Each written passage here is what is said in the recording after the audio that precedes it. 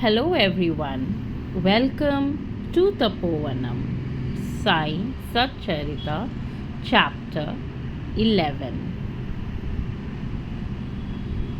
Love is my form, truth is my breath, bliss is my love, my life is my message, expansion is my life, no reason to love, no season to love, no birth, no death. Baba, love of 1,000 mothers. Bhagwan Sri Sathya Sai Baba devotees 3/4 of his precious time to his students. He feels that the future of society belongs to the student. He is all love for them. He tells them, "Look at me within your own self. I look at myself in you. You are my life, my breath, and my soul. You are my form.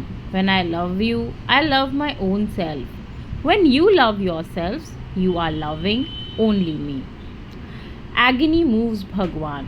Once Bhagwan was in Vrindavan with his students. He said, "When I am here, you are distracted and you do not study. If I go away to Puttaparthi, you will devote yourself to studies. I am leaving for Parthi at 8:30 a.m. The students touched his feet and prayed, "Swami, please Swami, stay here. We will study well." But Swami insisted on leaving. "Your parents entrusted you to my care. How can I see you running around me without studying? I must leave tomorrow." The next day was Monday. It was 8:30. In front of the Trai, Baba's white car was ready.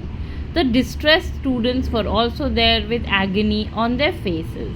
Swami came down from his residence in the upper floor. The students humbly prayed and begged, but did not succeed. Swami took his car and left. With heavy hearts, the children went back to their rooms in the hostel. Their minds were full of Swami.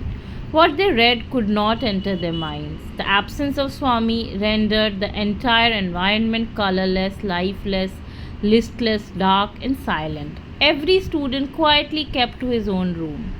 No word, no greeting, no conversation, no pleasure, nothing but gloom. Barely 15 minutes passed when suddenly a student shouted, "Swami is back! Swami is back!" The rest of the students thought that he was perhaps in delusion more than the others.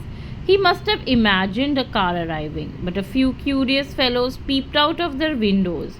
Swami's car was really entering the ashram presence. A couple of students were indeed running behind it. Now that was enough. All the students ran like deer on wings. By the time Swami alighted from his vehicle, they stood around it. Surprise on one side, delight on the other were choking them.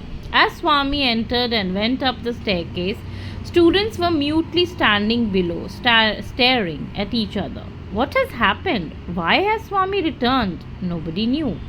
Swami spoke to them. "A mere mention that I am leaving creates so much disturbance and commotion.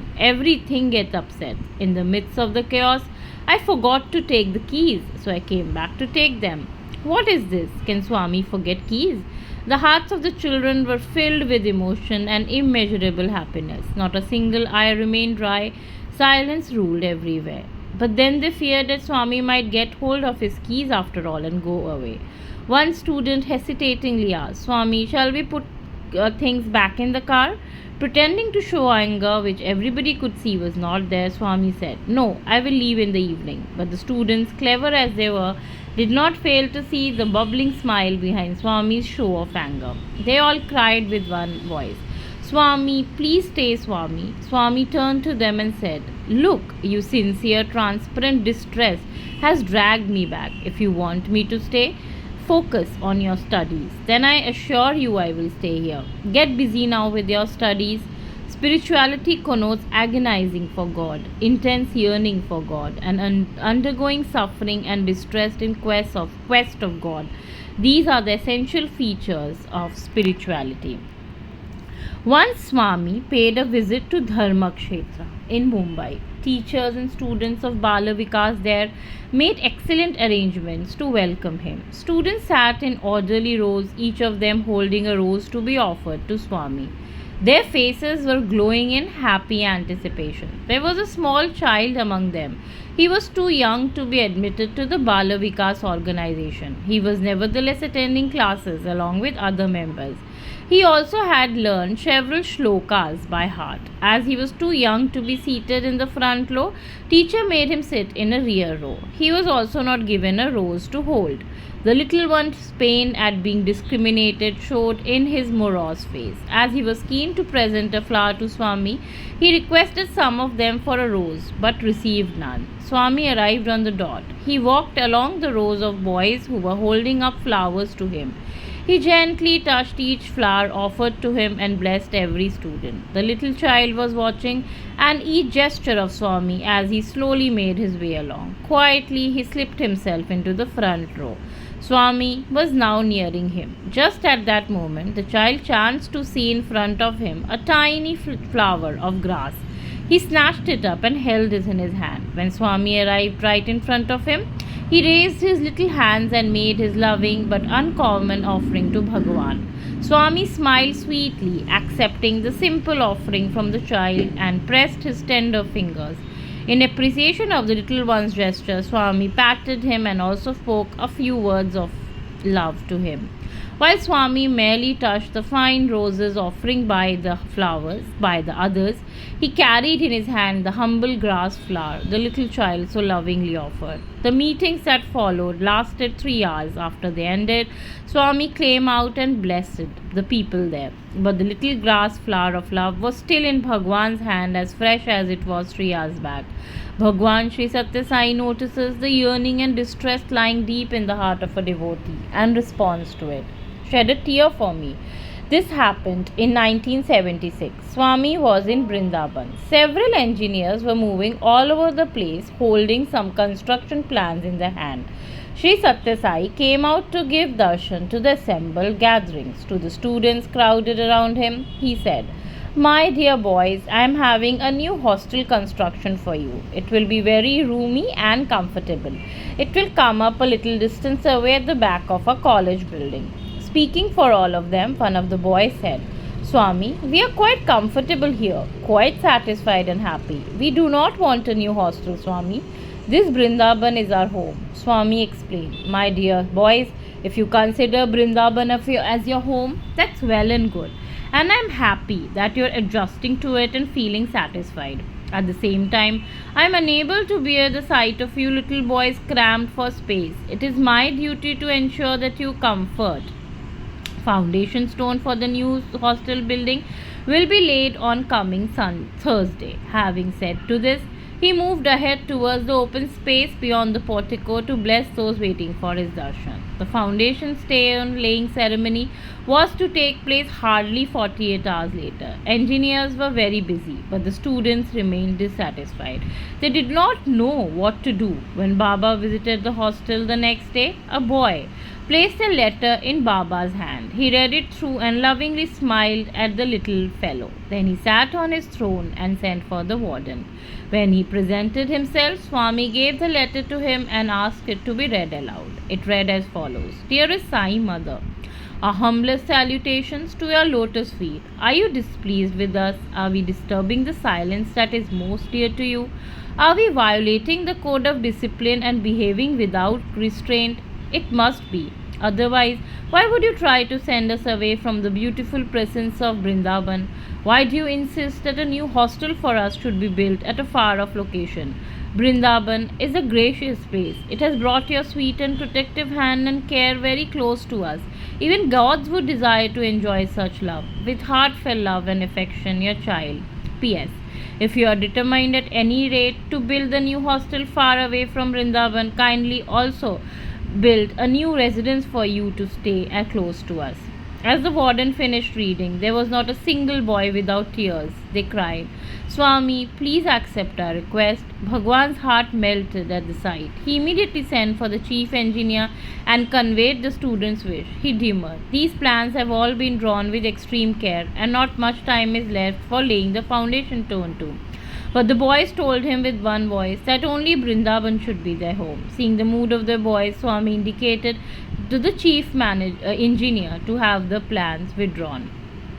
Fresh plans were made locating the new hostel within the Brindaban complex. On hearing the exciting news, children were in ecstasy.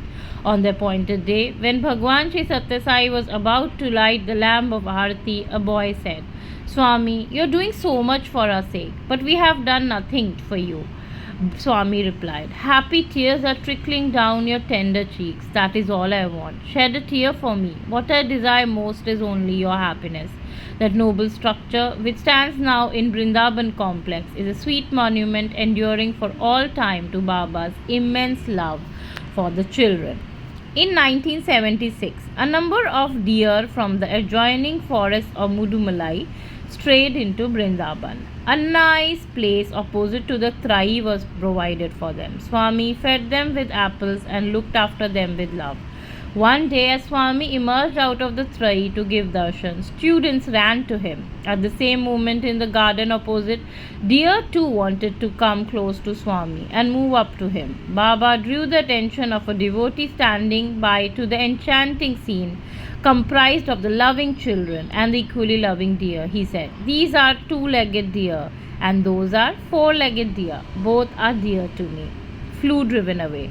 Influenza once spread like wildfire in the higher secondary school in Prashanti Nilayam. Nearly 200 students were impacted. After the evening bhajan concluded, Swami asked Dr. Alreja to pay a visit to the school. The doctor found about 200 students suffering from high temperature, cough and vomiting. Infection seemed to be beyond control. It was then 8 p.m. As the doctor made his way back to his room, he thought that as Swami's room would be closed at that hour, he would report to him the next morning. 8:30 p.m., a volunteer came to tell him that Swami was waiting for him. The doctor hurried into Swami's presence. Baba asked him, I was waiting for you. Why have you not come to me immediately? The doctor replied, Swami, by the time I returned, it was 8 p.m. I thought that your door would be closed by that hour. About 200 students are suffering from flu. I find it impossible to arrest its spread. I'm afraid no medication can help. Only you can save them. Next morning, Baba visited the school and the hospital. He walked through every single veranda and classroom, went up to the roof, and despite the principal's protest, it was not properly cleaned up. Swami then called for a stainless steel bucket filled with water. He materialized vibhuti in immense quantity and poured it into the water. He asked one of the teachers to carry the bucket around and serve the vibhuti water to every teacher and every student. The disease spread no further from then on. Within a space of 4 days, every single patient recovered fully. Swami's medical treatment is amazing and inscrutable. Supremacy of spiritual learning. What should we pray to God for? Not for worldly wealth and enjoyment, not for material things and property, but for God Himself. Every blessing comes by itself in the wake of God.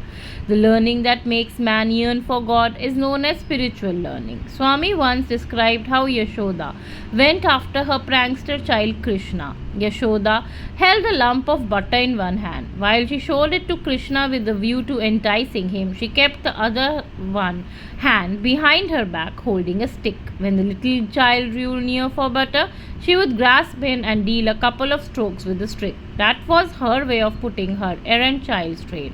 Bhagwan Sri Sathya Sai reaches for us exactly in the same way with worldly learning in his open hand but holds spiritual learning on the other hidden hand. Boys and girls come eagerly seeking admission into his educational institutions, colleges and university. Swami receives them and imparts spiritual learning along with worldly learning. Even an ordinary individual is gradually processed and refined in this manner. Man becomes wise in due course of time. Swami's indescribable love makes it possible. In Baba's seats of learning, children are educated from kindergarten level to postgraduate level absolutely free of charge. MBA, MFM, MTech computer courses have also been introduced into the Sri Sathya Sai Institute of Higher Learning as deemed university. They are in addition to normal courses at bachelor's level in arts, science and commerce and master's courses in arts and sciences. Facilities are available for doctoral studies as well. A number of big, neat, roomy and airy buildings have been built. A state-of-the-art planetarium costing crores of rupees have been installed.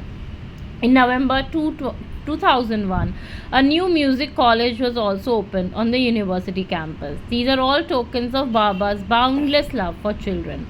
Side by side with these symbols of worldly learning, Baba ensures that students receive spiritual learning too. My children are my entire property. On 22nd November 1981, the day of Sri Sathya Sai Institute of Higher Learning was inaugurated, Swami addressed the students. He said, "Students should be the roots from which grows trees of peace and security for the world. My purpose is to water those roots. I am dedicating myself in every way to students. I have immense faith in them.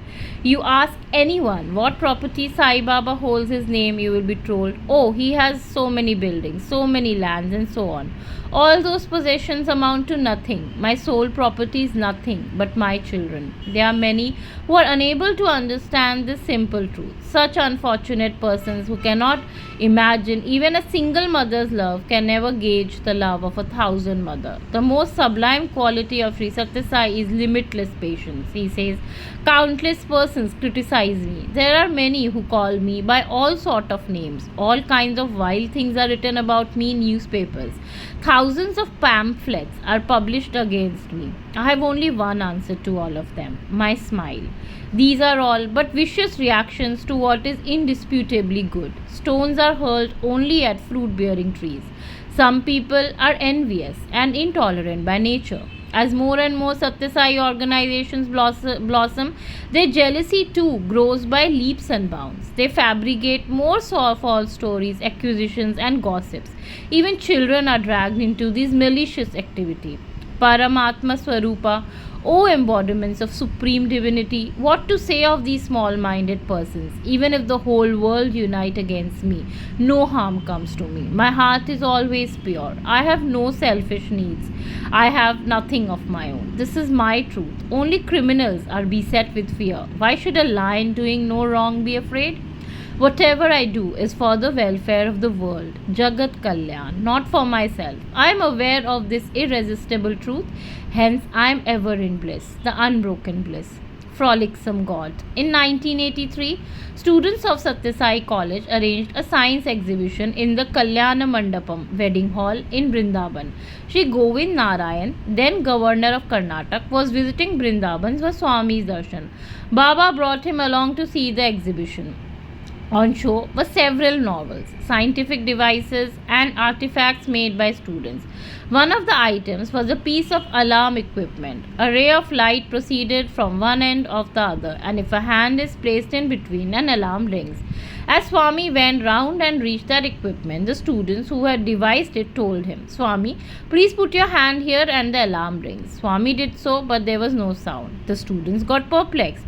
Just a moment, Swami, something seems to have gone wrong. He tinkered with it a little, put his hand around the two ends, and sure enough, the alarm rang. Confident now, the student invited Swami to insert his hand. He did so, but the again alarm did not ring. The student got thoroughly confused by now and mumbled something about the equipment needing another repair. Swami said, it needs no repair. I am not that kind of a thief for whom you have designed this. So quite rightly, the alarm did not ring. He moved on. Science is not capable of reaching Swami. He transcends science. Tolerance. Many years back, students in the primary school in Puttaparthi used to take their daily morning bath in cold water. Swami felt sad and thought, parents of these tender young children left them in my care because of their immense trust in me. Poor fellows, they have only cold water to bathe in. The thought soon led to the provision of solar heaters, which heat water using sun rays. In no time, they were installed in the hostels. Students, teachers, principals of the school were very pleased. They prayed to Swami to inaugurate the solar heating system, and he agreed. Arrangements for inaugurations were soon completed. Equipment soon connected to a tap by a rubber tube. When Swami arrived and turned that tap, hot water would flow into a bucket placed below. They did not have to wait long. Swami arrived and he turned the tap. Unfortunately, the rubber tube got detached. Just at that moment, there was a burst of hot water on Swami's face and on his garments. Sudden and unforeseen mishap shocked everyone. There was embarrassing silence all around. Not a hand moved to correct the situation as the onlookers stood petrified. Swami understood their misery. He laughed aloud to break the spell and said, "Look, the inaugural bath has been taken by me." Swami's laughter and pleasant remark brought relief to everyone. Their hearts became light and they could breathe. Everyone joined in Swami's laughter. Baba is ever merciful. He knows no anger. My life is my message. It is a message of love, compassion, and mercy. There is no place for anger. Benefits from closeness to Baba. Once Swami was in Kodai Canal. Sitting in his room, he was looking out the crowds waiting outside for his darshan. Several students were sitting at his feet around him. Swami told them, "Do you realize how fortunate you are? Thousands are waiting outside for me. Here you are enjoying the privilege of serving my feet. But you do not know how fortunate and lucky you are. I am giving you this opportunity so that you will be close to me. If I feel like it, I can walk across the sky from one side to the other. If I did that, whole world would be at my feet. Several lakhs of devotees would swarm to me. But at that time, not one of you would have the opportunity of being so close to me. Armed guards would always surround me for my protection. I assure you, those days are not far off. Believe me, a day will come when you will barely be able to spot a tiny red flash of my robe from a long distance. That too with great effort. You will realize Swami's glory when I walk across the sky from one end to the other. So as of now, try to derive as much benefit from every single moment of your closeness to Swami." On one occasion, a program of sports was organized in the Hillview Stadium. Inaugurating the game, Swami released 2 white pigeons. As the games were underway, Swami and some distinguished guests watched from a dais. After some time, they noticed the same pigeons earlier released flying in the sky across the dais. Swami observed, "Look at those birds. They have been with us for a long time. Therefore, they have become incapable of adjusting themselves to the outside world, although they have been set free." No doubt, Swami was then referring not only to the pigeons, but what he said then applies to all his dear students and devotees. Om Shri Sathya Sai Parabrahmane Namaha. Shanti, Shanti, Shanti.